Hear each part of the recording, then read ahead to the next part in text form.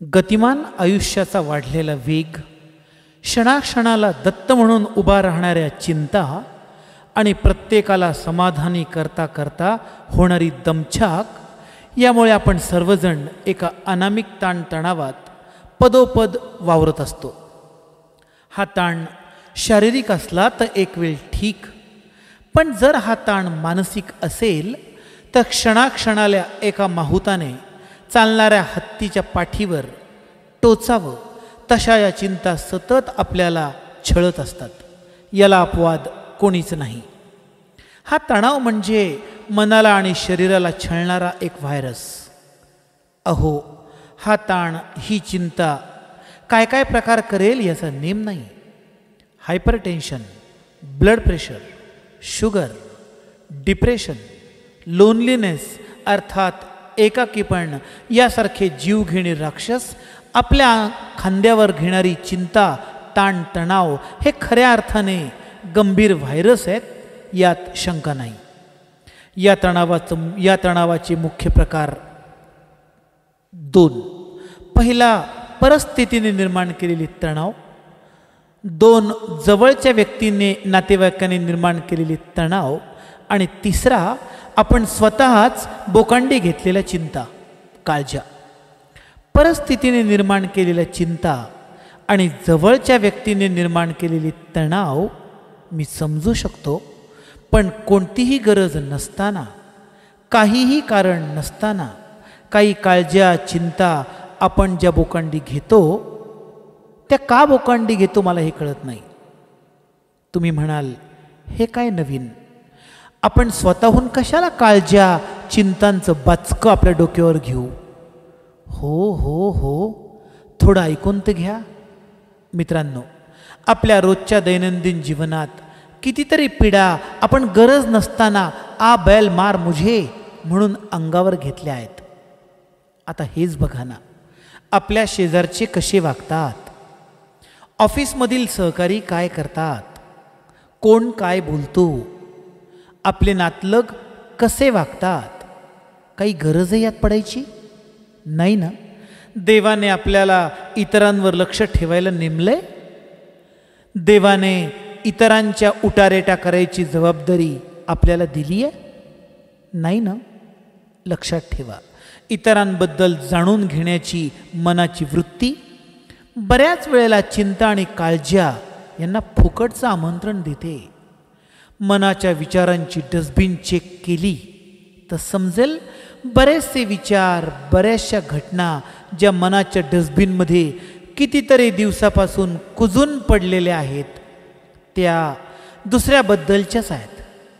म्हणून विचारांच्या प्रवाहातून शेजारचे, ऑफिसमधील नातेवाईक यांच्या नसत्या उद्योगाचे दगडगोटे जरा बाजूला केले की विचारांचा प्रवाह कसा खळाळून व्हायला लागेल. लक्षात ठेवा, प्रवाह थांबला की त्याचा घाणवास यायला लागतो.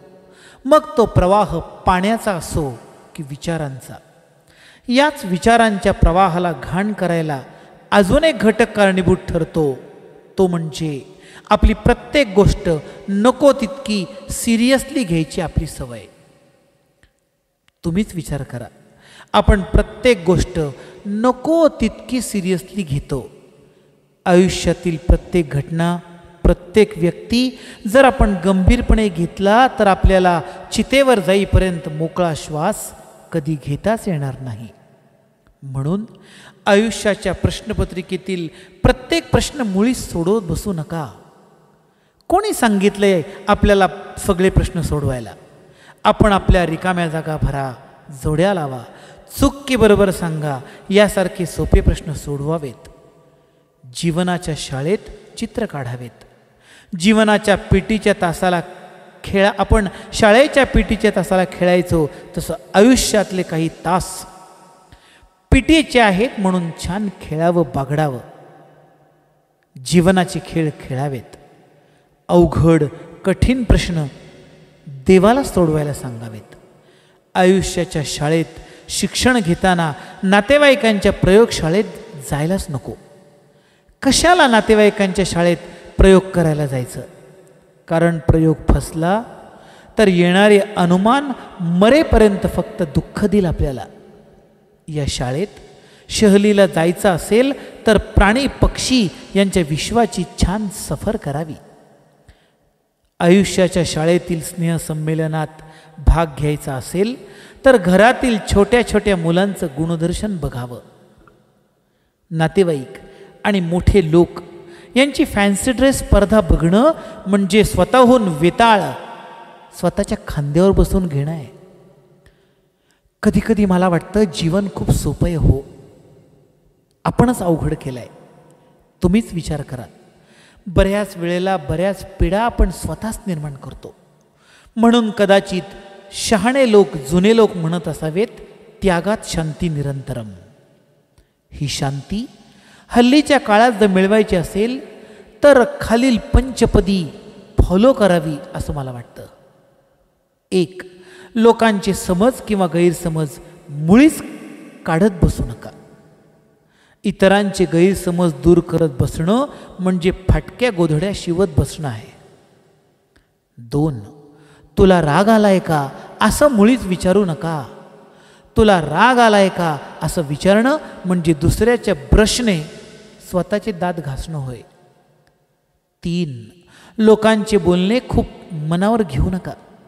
अहो, लोक पेरू विकत घेताना विचारतात गोड आहे का, आणि खातात मात्र मीठ लावून. 4. आनंदात असताना कोणाला कसलाही शब्द देऊ नका. अहो, लोक आपला आनंद संपतो ना संपतो तोच उरावर बसायला हजर राहतात. आणि 5वी पंचपदी शेवटचं महत्त्वाचं, तुम्हाला कोणी सांगितलं हो इतरांकडे आपलं मन मोकळं करायला? तुमचं मन मुळीच मोकळं करू नका कोणाकडे. लोक शांतपणे ऐकून घेतात आणि DJ लावून सगळीकडे ऐकवतात. जे काही ऐकवायचं आहे ते देवाला सांगा. देव तुमचं सिक्रेट कधीच ओपन करणार नाही. हे जीवन म्हणजे एक छान रंगमंच आहे. विल्यम शेक्सपियर म्हणतो, all the world is a stage. आपलं जीवन रंगमंच आहे. देवानं आपल्याला जी भूमिका करायला दिली आहे ती छानपणे पेश करावी. आयुष्याचं नाट्य तटस्थपणे बघावं. दुसऱ्या कलाकारांचे डायलॉग आपण का लक्षात ठेवावेत? इतरांच्या अभिनयातील चुका आपण का शोधाव्यात? आणि सर्वात महत्त्वाचं, जीवनाच्या या रंगमंचावर अभिनय करताना इतरांची ड्रेपरी आपण बघत बसलो तर आपलाच मेकअप फिका फिका होतो. हो ना? शेवटी काय, देवानं आपल्याला चिंता करण्यासाठी जन्माला घातलं आहे का? नाही ना.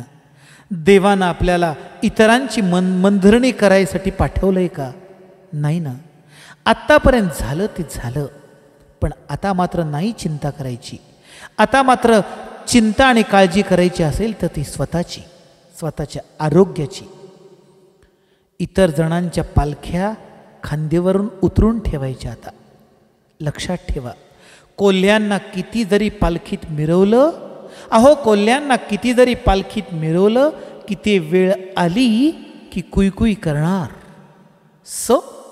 आता फक्त आयुष्यातील सहज सोप्या गोष्टींकडे लक्ष द्यायचं. कठीण प्रश्नांना बाय बाय, अवघड प्रश्नांना बाय बाय, त्रासदायक माणसांना बाय बाय, छळणाऱ्या नातेवाईकांना बाय बाय. असं आपण जगलो तरच खरंच छान जीवन होईल. आणि आमिर खानच्या 3 इडियट्समधील पुढचं गीत नक्कीच सत्यात उतरेल.